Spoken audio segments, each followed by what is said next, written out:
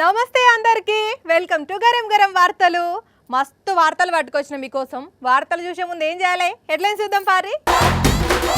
Mayor madam మస్తు serious, ఉద్యోగులు పాటించాలన్నట timing. మన పానీపూరి అన్నకు రాష్ట్రపతి పిలుపు, ఇది అన్న జీవితంలోనే పెద్ద మలుపు. టెంపో పోతున్నది వెనుకకు, మస్తు భయమైంది పబ్లిక్ కు. భూమితోనే చేస్తుండు ఫేషియల్, ఏం పనిరా అది రాస్కెల్. నాకు పెళ్ళొద్దు బాబోయ్ అంటున్న రాజేషు. అమ్మ నీకు ఎన్నిసార్లు చెప్పాలమ్మా నేను పెళ్లి చేసుకోనని చెప్పి. జిహెచ్ఎంసీ మేయర్ విజయలక్ష్మి మేడం పేరు వినపడంగానే ఎవరికైనా ఏం గుర్తుకొస్తుందిలా? మేడం గారు చాలా నిమ్మల మనిషి. కేకే సారు ఎంత నిమ్మలంగా మాట్లాడతాడో మేడం కూడా అంతే నిమ్మలంగా మాట్లాడుతుంది. ఎవరి మీద కోపం చేయది. కొన్ని విషయాల్లో చూసి చూడనట్టు ఉంటుందని పేరున్నది కదా. కానీ మీరు అనుకున్నట్లు మేడం ఏం కోపం లేనిది కాదు. డ్యూటీ విషయంలో ఎవరైనా లేట్ వస్తే ఫుల్ వార్నింగే. మీరే చేస్తే other employees what are they are supposed to do? 10:30 job అంటే ఇష్టం వచ్చిన టైంకి వస్తారా? కాదు, what is this you shaking your head? That's not right. వామ్మో మేడం ఏంది ఎన్నడు లేనిది ఇంతగానో ఫైర్ అంటున్నదంటే జిహెచ్ఎంసీ ఆఫీసుల ఆఫీసర్లు అందుబాటులో ఉంటలేరట. ఉద్యోగులు కూడా ఇష్టం ఉన్నట్టు వచ్చిపోతున్నారట. ట్రాఫిక్ లా ఎక్కడెక్కడి నుంచో ఆఫీస్ కు పబ్లిక్ వస్తే కుర్చీలు ఖాళీగా దర్శనం ఇస్తున్నాయట. అసలు ఎవ్వరు వస్తలేరు, మా పనులు మొత్తం వెనకబడుతున్నాయి మేడం గారు అని పబ్లిక్ సీదా మేడానికే ఫోటోలు పెట్టేసరికి ఇక సీదా మేడమే రంగంలోకి దిగి అసలు ఏం జరుగుతున్నదో చూద్దామని చెకింగ్ చేసింది. ఎవరన్నా 10:31 కి వచ్చినా సరే మేము ఇస్తారు. 10:30 అంటే you take it for granted, right? GHMC అంటే you take it for granted. Your superintendents are not there, your ACs are not there, so you can take your time అనేసి వస్తున్నారా మీరు? ఇక్కడ ఎవరున్నారు? టయానికి వచ్చిన వాళ్ళను తారీఫ్ చేసి రానోళ్లకు వార్నింగ్ ఇచ్చి మెమోలు ఇస్తామన్న మేయర్ మేడం రేపటి సంధి కొత్త జిహెచ్ఎంసీని చూడబోతున్నాం అని చెప్పుకొచ్చింది. ఐఎమ్ వెరీ సీరియస్ అండి, ఇవాల్టి నుంచి నేను చాలా సీరియస్ ఉన్నాను. అందరూ డ్యూటీకి వచ్చిపోయేది బయోమెట్రిక్ చేస్తానన్నది, కానీ అంత పెద్ద ఆఫీసులా బయోమెట్రిక్ పని చేస్తలేదనుడే నవ్వు వస్తున్నది. పోండ్రి బర్త్ సర్టిఫికెట్ల దగ్గర నుంచి షురూ చేస్తే పెద్ద పనులు అయితే బొచ్చడు కంప్యూటర్లు ఉన్నాయి. బయోమెట్రిక్లే ఎందుకు పని చేస్తలేవో ఆ ఆఫీసర్లకే తెలవాలే, ఇన్ని రోజులు వదిలేసిన మేయర్ మేడానికే తెలవాలే. గాని చూడాలే, కొలువుకు లేటుగా వస్తారని పేరెళ్ళిన జిహెచ్ఎం సోళ్ళు జల్దిగా వస్తారో, భయానికి 2 రోజులు జల్దిగొచ్చి మళ్ళా ఎప్పటి లెక్కనే చేస్తారో గాని మేడం మాత్రం మస్తు ఫైర్ అయ్యింది. పోండ్రి గుంటూరు జిల్లా తెనాలిలా పానీపూరి బండి నడిపే ఒక తాతకు రాష్ట్రపతి దగ్గరికి వెళ్ళి ఆహ్వానం వచ్చింది. అది మళ్ళా స్వాతంత్ర దినోత్సవ వేడుకల్లో పాల్గొనాలనని. అరే, దేశంలో బోలెడు పానీపూరి బండ్లు ఉన్నాయి. కేవలం ఏపీ రాష్ట్రం తెనాలిలా పానీపూరి బండి నడిపే తాతనే ఎందుకు పిలిచిండ్రు? ఏం పని చేస్తే రాష్ట్రపతి దగ్గరికి వార్త చేరింది? అసలు ఆహ్వానించడానికి కారణం ఏంది అంటే ఇట్లా చెప్పుకుంటే బాగుండదు. కానీ సీదా వార్తలకు పోదాం పాండ్రి. ఇగో ఈ తాతే ఇంతసేపు మనం చెప్పుకున్న పానీపూరి బండి తాత. పేరు చిరంజీవి. 24 ఏండ్ల నుంచి ఇదే పానీపూరి బండి నడుపుకుంటా ఇంటోళ్లను సాదుకుంటున్నాడట. తెనాలిలా ఫేమస్ పానీపూరి ఎక్కడంటే గణేష్ పానీపూరి బండి పేరే చెప్తారట. ఇంతగనం పేరెళ్ళిన తాత మాయదారి కరోనా టైంలో డీలా పడితే ఇంటోళ్ళంతా ప్రధానమంత్రి స్వనిధి యోజన కింద లోన్ తీసుకుందామంటే ఓకే అన్నారట. అంతే, అప్పుడు లోన్ తీసుకొని మళ్ళా రంగంలోకి దిగి సక్సెస్ అయ్యిండు. చెప్పే తాత ఎంత లోన్ ఇచ్చిండ్రు? ఆహ్వానం ఎట్లొచ్చిందే? ఫస్ట్ 10,000 ఇచ్చారు, నెక్స్ట్ 20,000 ఇచ్చారు. 20,000 తర్వాత 50,000 రన్నింగ్ జరుగుతోంది. ఈ లోన్స్ అన్ని సకాలంలో కడుతున్నాను. డిజిటల్ పేమెంట్ చేయటం మూలంగా పోస్టల్ డిపార్ట్మెంట్ ద్వారా నాకు ఇన్విటేషన్ పంపడం జరిగింది ద్రౌపది ముర్ము రాష్ట్రపతి దగ్గర నుంచి. వా చూసినారులా, ఇదట అసలు ముచ్చట. లోన్ కట్టడమే కాదు, ఇంత చిన్న దుకాణంలో కూడా జోరుగా డిజిటల్ పేమెంట్స్ ధూమ్ ధామ్గా నడిపిస్తుండేసరికి ఇట్లా ఆహ్వానం వచ్చిందట. చిన్న పానీపూరి బండి పెట్టుకొని నడిపే నాకు రాష్ట్రపతి దగ్గరికి వెళ్ళి ఆహ్వానం అందడం మస్తు సంబరం అనిపిస్తున్నది. మా తెనాలి పబ్లిక్ కూడా మస్తు తారీఫ్ చేస్తుండ్రు. 12వ తారీఖు ఢిల్లీకి పయనమవుతున్నా అంటున్నాడు. కానీ సూషిన్ రానుల్లా కష్టపడి పని చేసుకుంటే కాలం ఎక్కడికి తీసుకుపోతుందో, ఎంతటి సంతోషాన్ని మిగుల్చుతుందో. కానీ తాత మాత్రం మస్తు సంబరపడుతున్నాడు. పోండ్రి అది బైకే కానియుండ్రి, కారే కానియుండ్రి, లారీ, బస్సు ఇట్లా బండి ఏదైనా సరే ముందుకు నడిపినంత స్పీడ్గా వెనకకు నడపలేరు, అంతే కదా. ముందున్నంత సూపు వెనకకుంటుందా? కానీ అదేందో గీడో ఆటోను రివర్స్లో మస్తు స్పీడ్తోనే నడుపుతున్నారు. చూస్తే మీరే మస్తు షాక్ అవుతారు మళ్ళా. వాయమ్మనే ఎవర్రా ఈ డ్రైవరు ఇంత టాలెంట్ అడుగున్నాడు, రివర్స్లో కూడా ఇంత స్పీడ్తో వ్యాన్ నడుపుతున్నాడు అంటే మామూలుడు కాదనిపిస్తున్నదిలే. మరి ఒక్కసారి ఆ డ్రైవర్ను చూద్దామా? ఓర్ని డ్రైవర్ లేడు కదా, అంటే ఈ వ్యాన్ అప్పటి నుండి డ్రైవర్ లేకుండానే ఇట్లా రివర్స్లో పోతున్నా అన్నట్టు. అందుకే రోడ్డు పక్కకున్న గ్రిల్స్ దాక్కుంటా పోతున్నది. అయ్యో ఎవరికన్నా ఆకుతే ఎట్లా అయ్యింది, గంత స్పీడ్తో దాకిందంటే పానాలు పోతాయి, ఎట్లా ఆగుతుంది ఏం కథ?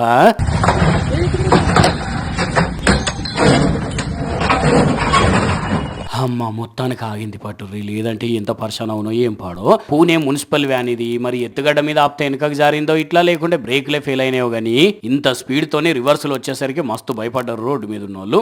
ఈ వ్యాన్ కథ ఇట్లుంటే గీడి ఇంకో వ్యాన్ చూడండి. అయ్యో అయ్యో అయ్యో అయ్యో వ్యాన్ పోతున్నది కదా, ఓ అక్క పాపు బ్రేక్ తొక్కు తొక్కు తొక్కు. అమ్మా ఆగింది. నిజంగా ఈమె ధైర్యానికి సలాం కొట్టాల్సిందే. టైంకు బంజెక్కి హ్యాండ్ బ్రేక్ గుంజేసరికి ఆగింది, లేకపోతే ఆ వ్యాన్ ఇంకింత దూరం పోవునో ఎవరికి టక్కర పెట్టినో ఏం కథనో పోండి. డ్రైవర్ అన్నలు చూస్తున్నారా, జర మీ బండ్లను పార్క్ చేసినప్పుడు హ్యాండ్ బ్రేక్ కూడా వేసుడు మర్చిపోకుండ్రి. అవసరమైతే టైర్ల కింద రాళ్ళు కూడా పెట్టండి బండి కదలకుండా, లేకుంటే ఉత్తుత్తగా బండి ఆగమవుతుంది. అది చేయంగా ఎవరికన్నా టక్కర్ అయితే జీవితాలే ఆగమవుతాయి. చూసుకోండ్రుల్లా.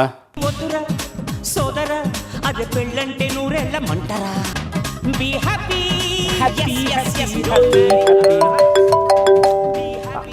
హలో అమ్మా, అమ్మ నీకు ఎన్నిసార్లు చెప్పినా అమ్మా నేను పెళ్లి చేసుకోను అని.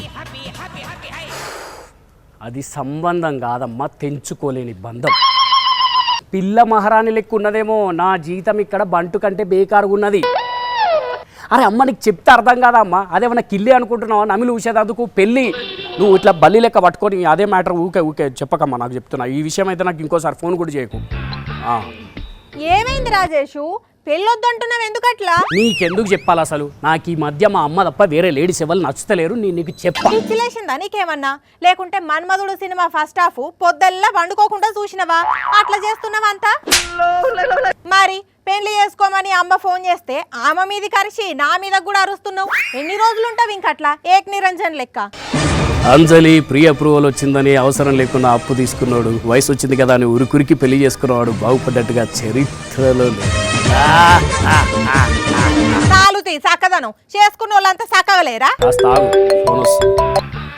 హలో హలో సార్, మీకు పర్సనల్ లోన్ ప్రీ అప్రూవ్డ్ ఉంది, కావాలా సార్? కావాలి, కానీ తీసుకోను. అదేంటి సార్ కావాలని మళ్ళీ తీసుకోను అంటున్నారు? ఎస్ తీసుకోను, ఎందుకంటే నువ్వు ఫీమేల్ కాబట్టి. ఎవరైనా మేల్ పర్సన్ ఫోన్ చేసి లోన్ కావాలంటే ఖచ్చితంగా తీసుకుందరు. నువ్వు ఫీమేల్ ఫోన్ చేసినావు కాబట్టి అవసరం ఉన్నా కూడా నేను తీసుకోను. Because I want to be దూరం ఫర్ డీస్ లేడీస్. పిచ్చి బాగా ముదిరినట్టున్నది కదా నీకు. ఆడోళ్ళంటే అంత ఆగమాగం చేస్తున్నావు, మరి నాతో ఎందుకు మాట్లాడుతున్నావు? తప్పదు కదా, ఏం చేస్తాము, జీతం ఇచ్చేది నువ్వే కదా, మాట్లాడాల్సి వస్తుంది. ఇక్కడ నుంచి మళ్ళీ ఎవరు ఫోన్ చేస్తున్నారు. Hello hello sir, my name is Raj Kumar. మీ పేరు మీద పర్సనల్ లోన్ ఆఫర్ ఉంది, కావాలన్నా సార్? ఏయ్ హాయ్ రాజ్ కుమార్, లోన్ కావాలబ్బా, డబ్బులు చాలా అవసరం ఉన్నాయి. ఓకే సార్, ఒకసారి మీ డాక్యుమెంట్స్ మా రాధికా బ్యాంకు మెయిల్ చేస్తే ప్రాసెస్ చేద్దాం సార్. రాధికా బ్యాంక్ అయితే నాకు లోన్ ఏమొద్దు. అదేంటి సార్ ఇప్పుడే తీసుకుంటా అన్నారు కదా? అన్నా కరెక్టే, కానీ నువ్వు పనిచేసేది రాధికా బ్యాంకులో, అంటే లేడీస్ నేమ్ ఉన్న బ్యాంకులో నేను లోన్ తీసుకోను. అంతకైతే నువ్వు ఒక పని చేయి, అర్జెంటుగా మగ పేరున్న బ్యాంకులోకి చేరు, అప్పుడు నాకు ఫోన్ చేయి, లోన్ తీసుకుంటావు. ఓకే పెట్టే. ఓ సోడిగా, ఇప్పటికే 30 దాటినాయి, ఇంకా అట్లనే ఒంటికాయ సొంటి కొమ్ము లేక ఉండిపోతావా? సొంటి కొమ్ము కాదు, చింత కొమ్ము అయినా కూడా సెటిల్ అయ్యేదాకా ఇట్లనే ఉంటా. అసలు నీకు ఆడోళ్ళంటే ఎందుకు పడతలేదు? ఆడోళ్ళంటే కాదబ్బా, పెళ్ళంటే భయం. పుసుకుని ఎవరైనా ఆడోళ్ళతో మాట్లాడితే ఇంప్రెస్ అయిపోయి పెళ్ళి చేసుకోవాలన్న ఆలోచన ఎక్కడ వస్తుందా అని చెప్పేసి మాట్లాడతలేను అంతే. అసలు పెళ్ళంటే ఎందుకు భయం? భయం? భయం కాకుంటే బాదుశానా? అరే ఇప్పటికే వచ్చే జీతం చాలక 10వ తారీఖు దాటిందంటే కథం ఎవరికోకనికి ఫోన్ చేశారా మామ ఒక్క 200 ఫోన్పే కొట్టరా ప్లీజ్ రా అని అడుక్కుంటానా.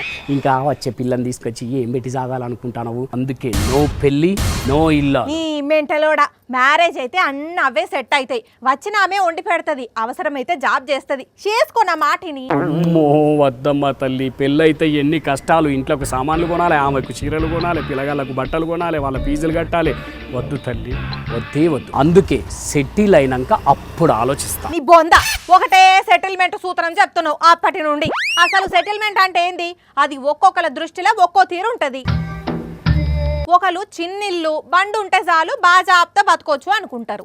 ఇంకొకరు బెంచ్ కారున్నా బుర్రలో ఇంకేదో కాయిచుండి సెటిల్ కాలే ఇంకా అనుకుంటారు. కావచ్చేమో. లైఫ్ లో సెటిల్ అవడనేదే ఉండదు. ఎప్పుడు ఏదో ఒక సమస్య ఉంటనే ఉంటది.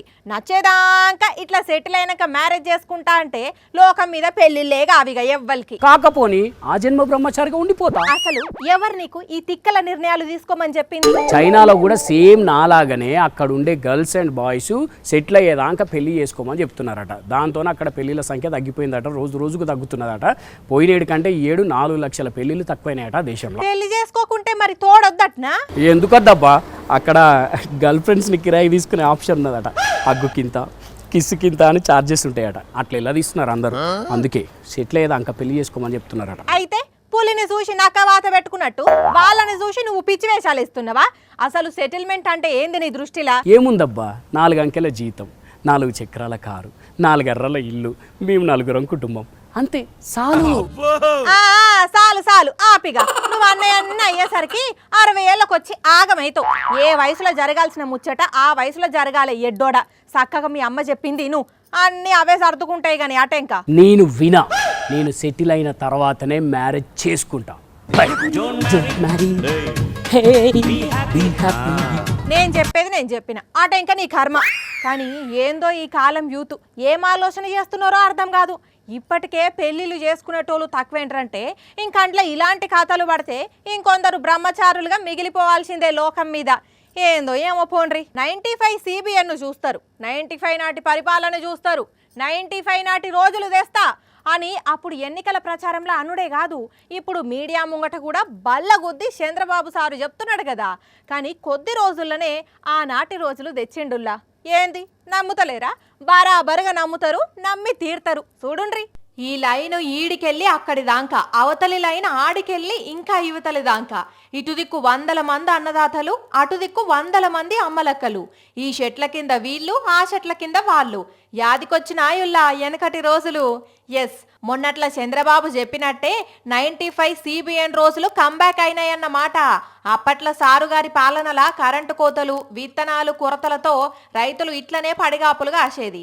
మళ్ళా రోజులు వచ్చినాయి అన్నట్టు బరాబరుగా తీసుకొచ్చి పెట్టిండు అనుకో రాదుండ్రి. చేతీర్లు పట్టుకుని అక్కా చెల్లమ్మలు, చెట్టుకోకలు పుట్టకోకలు జనాలు. పాపం ముసలోళ్ళు వానకు దడిచి ఎట్లా వణికిపోతున్న రోజు ఊడుండ్రి. చెప్పు తాత, ఎప్పుడొచ్చినావు? 5 నుంచి మొత్తం సిప్పులు ఇచ్చారు. ఈ వానల 5ంటికి వచ్చినవా? నువ్వే అన్నా? మేము 3ంటికి వచ్చా, 2 గంట ఎడే ఉన్నాం. ఇంకా గీ అన్న బాధ నుండ్రి.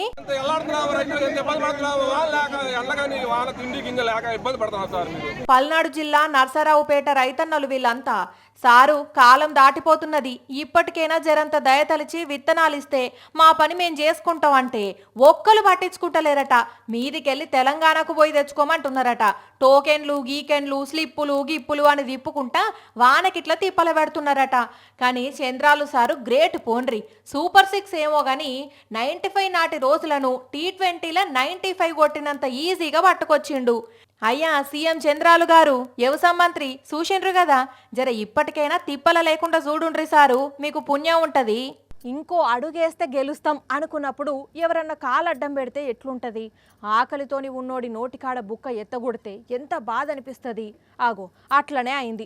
ఒలింపిక్స్ కుస్తీ పోటీలా వినేష్ ఫోగట్ ఫైనల్లో గెలిచి బంగారు పథకం తీసుకొస్తుందని అనుకున్నారు అందరూ. కానీ లాస్ట్ మినిట్లా అంతా ఆగమైపోయింది. ఇన్నేళ్లకు ఇండియాకు కుస్తీ పోటీల్లో గోల్డ్ మెడల్ ఖాయంగా వస్తుంది అనుకుంటే అంతా ఉల్టా పల్టా అయింది. తన ఉడుం పట్టుతోని ఒక్కొక్కలను ఓడించుకుంటూ ఫైనల్ దాకా వచ్చిన వినేష్ ఫోగట్ కు రూల్స్ పేరు చెప్పి అడ్డం పడ్డారు ఒలింపిక్ కమిటీ వాళ్ళు. మరి ఇంతకా రూల్ ఏందయ్యా అంటే ఆమె 50 కిలోల విభాగంలో పోటీ పడుతున్నది. అయితే ఫైనల్ కు ముందు బరువు కొలిచి 50 కిలోల కంటే నువ్వు ఒక 100 గ్రాముల బరువు ఎక్కువన్నావు అని వినేష్ ను పోటీ నుంచి మొత్తానికి తీసేసిండ్రు. ఈ ముచ్చట తెలివంగానే ఇదేం కిరికిరి పంచాయతీ, నిజంగానే రూల్స్ అట్లున్నాయా లేకుంటే కావాలనే చేసిండ్రా అని అంటున్నారు చాలా మంది. కొంతమంది సెలబ్రిటీలు కూడా వినేష్ కు సపోర్ట్ గా ట్వీట్లు చేస్తున్నారు. ప్రధానమంత్రి మోదీ సార్ కూడా వినేష్ కు ధైర్యం చెప్పుకుంటూ ట్వీట్ చేసిండు. ఇక లోక్సభ రాజ్యసభ నుంచి అపోజిషన్ ఎంపీలు వాకౌట్ చేసి మోడీ ఉత్తగా ట్వీట్ చేసి ఊకునుడు కాదు, వినేష్ ఫోగట్ కు న్యాయం చేయాలి అని పార్లమెంట్ ముందు ధర్నా చేసిండ్రు. ఇక కొంతమంది ఏమో ఒలింపిక్స్ ను మొత్తానికే బైకాట్ చేయాలి అని అంటున్నారు. సోషల్ మీడియా అయితే మూత మోగుతున్నది ముచ్చట్ల. ఇదంతేదో తేడా కొడుతున్నది, ఎవరో కావాలనే చేపించిందని కొంతమంది అంటుంటే